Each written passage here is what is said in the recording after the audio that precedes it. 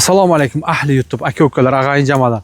Ba'zan barodarlarimiz murojaat qilib so'rayaptiki, aynalar kimningki aytib qo'yay, reyestrga tushgan bo'lsa, agar uli ya yeri grajdan Rossiya bo'lsa,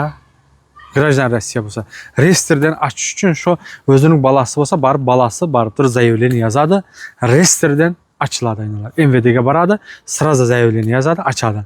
Şu barsangızlar yuristler var, yuristlerge zaявлениені tolduradi. Özleriniz emas, misal yuristler var.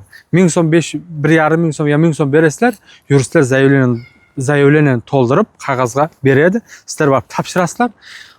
Bir haftadan ta bir oyga davr içinde açıladi. Lekin 15 kunning içinde 100% açıladi aynalar.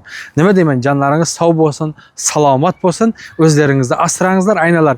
Kimningki balasi ya yeri, misal uchun ya atasi ya balasi misal uchun reyestrga tushib qolgan bo'lsa, shu ag'ayinlarga jiberib qo'yingizlar.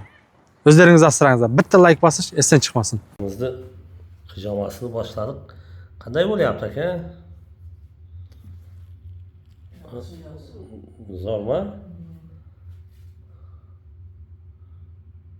İnşallah bu hijomasini qanday yapız. Hozir akamiz turadi, yana bir o'zi aytib beradi inshaalloh.